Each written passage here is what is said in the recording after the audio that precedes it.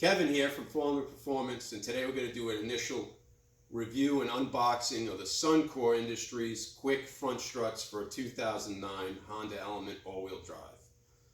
Now these are a complete quick strut which does not require you to disassemble your original strut. There are some dangers when you disassemble a strut when using a spring compressor. So this saves you from all that aggravation and saves you a lot of time and effort when they're complete like this. So we're going to take a look at the box and see what these look like.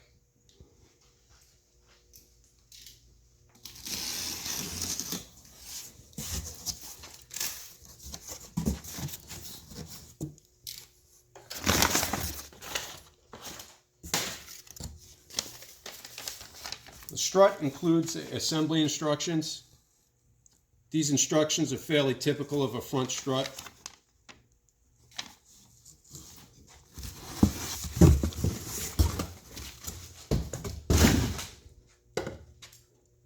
The strut itself appears to be a high quality unit, well painted and assembled correctly. It does include some new hardware on the top, which is nice. It's CAD plated.